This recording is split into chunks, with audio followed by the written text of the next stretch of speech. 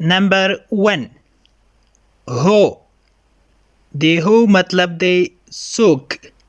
For example تو څوک یې. Who are you?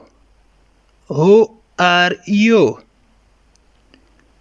بل WH question دی where.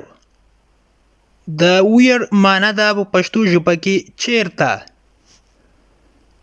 دا موږ هغه مهال کاروو کله چې یو چا څخه د ځای باره کې پوښتنه کوو. د مثال په ډول موږ وایو چې ته چیرته ژوند کوې. Where do you live? Where do you live? بل دی how. د how مطلب دی څنګه. دا هغه مهال کارول کیږي کله چې د یو چا څخه د حالت یا وضعیت باره کې پوښتنه کیږي.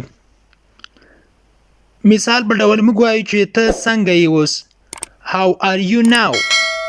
How are you now? ته اوس څنګه یې. بل WH question دی what. What د زیاتو مطالبو لپاره کارول کیږي. لومړی کله چې موږ یو چا څخه د نوم باره کې پوښتنه کوو یا د ټایم یا وخت باره کې پوښتنه کوو او همداشان کله چې موږ د یو شي باره کې پوښتنه کوو نو بیا what کاروو. For example what do you do? What do you do? ته څه کار کوې. بل WH question چې دی when. د when معنی ده کله. کله چې موږ د یو چا څخه د ټیم باره کې پوښتنه کوو یا د وخت باره کې پوښتنه کوو نو بیا when استعمالوو. د مثال په ډول کله چې موږ وایو چې ته کله راځې، ته کله سکول ته ځې، ته کله ډوډۍ خورې، ته کله د بازار ته ځې یا ته کله دلته راځې نو بیا when کارول کیږي. when اکثره چې دا د جملې په سر کې استعمالیږي. لکه چې موږ وایو چې ته کله راځې. When do you come here? When do you come here? دلته ته کله راځې. بل WH question چې دی how much. د دې معنی ده څومره. پښتو معنی ده څومره. اوس دا کله کارول کیږي یا استعمالیږي. موږ باید how much کله استعمال کو. وروڼو کله چې موږ د یو چا څخه یا د یو څیز باره کې چې هغه نه شمیرل کیږي uncountable noun وي چې د شمیرلو وړ نه وي. کله چې د یو دې څیز باره کې پوښتنه کوو نو بیا how much استعمالوو. For example how much is it? How much is it? دا په څو دی. دلته اوس موږ نشو ویلی چې دا څومره ده ځکه چې هغه نامعلوم ده، شمیرل کیږي نه. how much is it دا په څو ده. بل مثال ته راشئ. how much water do you have? How much water do you have? ته څومره اوبه لرې یا تا سره څومره اوبه دي. یعنی how much موږ هغه وخت کاروو کله چې د یو داسې څیز باره کې پوښتنه کوو چې هغه نه شمیرل کیږي. لکه اوبه اوس نه شمیرل کیږي. بل WH question چې دی تر ټولو مهم how many. د how many معنی هم دا څومره خو دا په استعمال کې لږ فرق لري. how many موږ د هغو شیانو لپاره استعمالوو چې هغه شمیرل کیږي. لکه ته څومره وروڼه لرې. موږ وایو چا نه پوښتنه کوو چې ته څومره وروڼه لرې نو په انګلیسي کې به دا ډول وایو چې how many brothers do you have? How many brothers do you have? ته څو وروڼه لرې یا څومره وروڼه لرې. بل WH question چې دی whose. د whose مطلب دی د چا. کله چې موږ د ملکیت باره کې پوښتنه کوو کله چې د یو چا څخه د یو څیز د ملکیت باره کې پوښتنه کوو چې دا شی د چا دی نو بیا هوز کارول استعمالوو.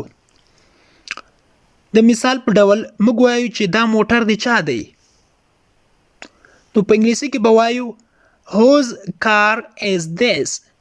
whose car is this. دا موټر د چا دی. بل WH question چې دی how old. how old د دې مطلب دی څو کلن څو کلن یا څو کلنه. پښتو معنی هم دا ده. اوس کله چې موږ یو چا څخه د هغه یا د هغې د عمر باره کې پوښتنه کوو نو بیا how old استعمالوو. how old چې دی دغه د جملې په سر کې کارول کیږي. یو خبره زه باید تاسو لپاره ذکر کړم چې دا خبره تاسو باید په ذهن کې یاد ولرئ چې څومره WH question چې دی دا د جملې په پایل کې په سر کې کارول کیږي په سر کې لیکل کیږي او دې ته ولې WH question وای ځکه ورته WH question وای چې دی په سر کې WH ده نو ځکه ورته WH question ورته وایي یا WH سوالونه یا معلوماتي پوښتنې ورته وایي پښتو ژبه کې. لکه موږ وایو چې ته څو کلن یې how old are you. how old are you ته څو کلن یې نو بیا موږ ځواب ورکوو چې زه 15 کلن یم. I am 15. I am 15. زه 15 کلن یم. او که دا ډول ځواب ورکړي چې I am 15 years old زه 15 کلن یم بیا هم صحیح ده. both of them are correct. دواړه صحیح دي. بل WH question چې دی how often. how often څو ځله لغوي معنی هم دا ده څو ځلې. how often do you recite the Holy Quran. ته قرآن کریم څو ځلې تلاوت کوي یا قرآن کریم څو ځلې وایي.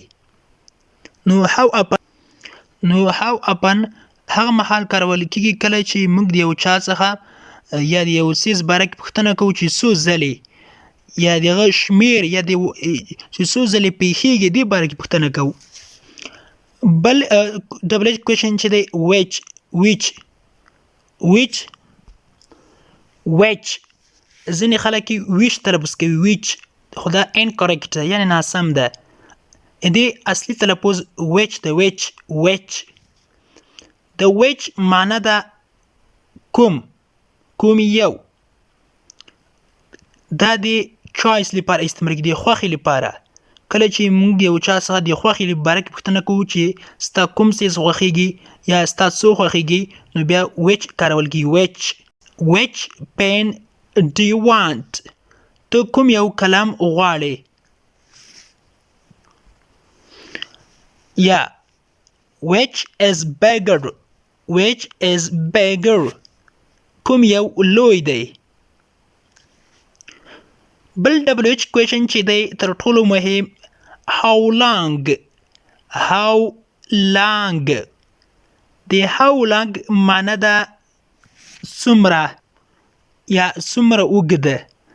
دغه د length لپاره استعمالېږي یعنې د اوږدوالي لپاره. کله چې موږ د اوږدوالي پوښتنه کوو نو بیا how long استعمالوو.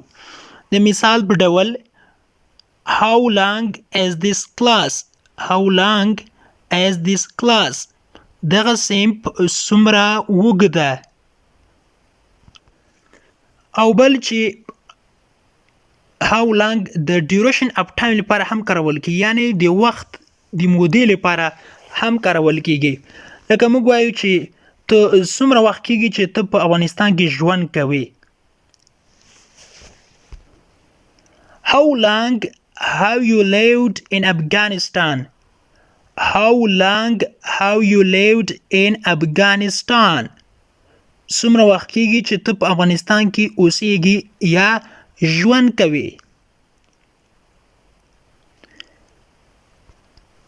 د انګلیش ټو پښتو لرنینګ کورس ګرانو زده کوونکو نننی کلاس تر دې ځای پورې هیله ده چې یو څه مو ترې زده کړي وي.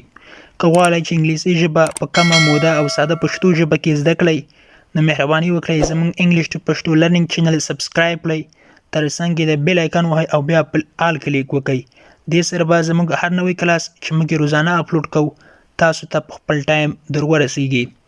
او که چیرته ویډیو مو خوښه شوله نو ویډیو ته ضرور لایک ورکړئ او د نورو ملګرو سره یې شیر کړئ.